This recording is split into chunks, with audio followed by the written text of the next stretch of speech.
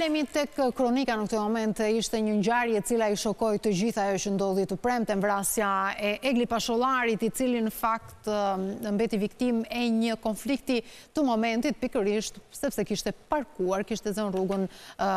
Buçpapa, i cili është tashmë në kërkim. Megjithatë, ka disa detaje të reja, hetimet vazhdojnë, autori siç edhe e thamë është në kërkim, do të kemi më shumë informacion nëpërmjet gazetarit tonë Ersido Barkaj. Ersido.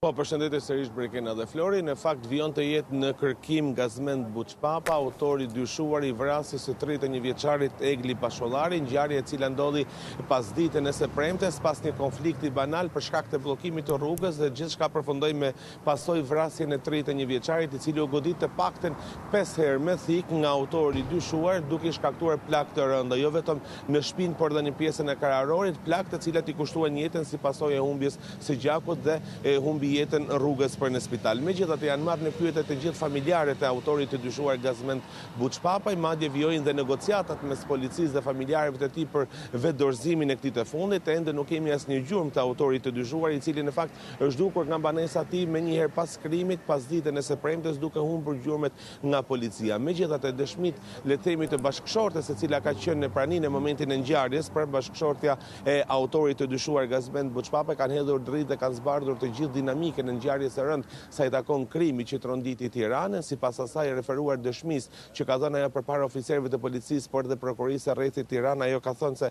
menjëherë sapo ka dalë nga puna, është marrë nga bashkëshorti i saj në automjetin e tyre dhe janë nisur drejt një klinike për shkak të disa vizitave mjekësore, por rruga ka qenë e bllokuar, çka ka bërë që Gazmend Buçpapa pa t'i bjerë i buris për të liruar rrugën. Në këtë momente, sipas saj, pra referuar gjithnjë dëshmisë së saj, Egli Pashollari, pra viktima, ka dalë dhe i ka ofenduar duke i sharë për shkak se ishte bezdisur nga boria. Kaq ka mjaftuar që bashkëshorti i saj me një thik të cilën e mante me vete, të paktën sipas ekspertizës një thik me palosje, ka dalë dhe janë konfliktuar fizikisht, ku e ka goditur të paktën 5 herë me thik. Në sherrë është përfshirë dhe bashkëshorti i autorit, e cila ka goditur pra viktimen, por dhe shokun e tij. Viktima ka qenë shoqëruar me shokun e tij të ngushtë në automjetin e tyre dhe ky i fundit është marrë në pyetje nga policia, i cili ka thënë se gjithçka nisi për shkak të bllokimit të rrugës, pasi sipas tij viktima ka dashur të parkonte dhe nuk është pritur, le të themi, për as pak sekonda parkimi i mjetit nga ana e autorit, i cili ka rënë vazhdimisht buris. Megjithatë, të paktën e referuar dhe pamjeve të sigurisë, e cila ka ndihmuar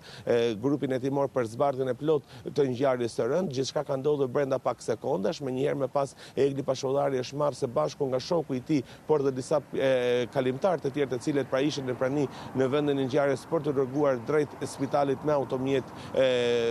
por fatkeqësisht ka humbur jetën brenda automjetit pa mbritur në spital si pasojë e plagëve të marra. Ai ka qenë fillimisht i vetëdijshëm apo jo, sepse të paktën nga video e cila ka qarkulluar gjatë orëve të fundit, duket që viktima Egli Pashollari në momentin e parë ka qenë në lëvizje, më pas është futur në automjet apo jo? Po, Brekena ka qenë i vetëdijshëm, le të themi, dhe për shkak të nxehtësisë së trupit, pra nuk i ka ndjerë, le të themi, plagën që është goditur me thik, të paktën sipas mjekësisë ligjore 5 plagë i kanë kushtuar jetën 31 vjeçarit, por menjëherë më pas ai ka humbur shumë gjak dhe është futur menjëherë në makinë për t'u dërguar në spital, por nuk ja ka arritur dot pra të përballojë plagët e marrë si pasojë e thikës. Megjithatë janë edhe disa kamera të tjera të sigurisë e Gazmend Buçpapës, Ersido, sa i takon edhe vendodhjes ndoshta të bashkëshortit të saj. Ato kanë thënë se nuk kanë vjeni se ku është fshehur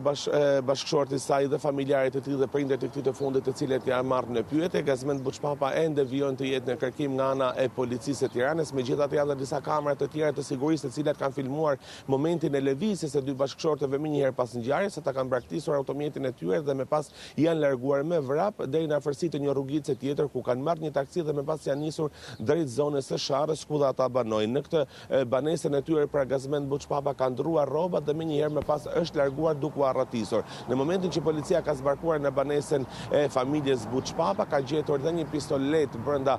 banesës së tyre, por pistolet e cila në fakt ishte me leje pra nga strukturat e policisë, si dhe disa municione luftarake të cilat janë sekustruar së bashku me rrobat të cilat ai kishte veshur pra në momentin që ndodhi krimi.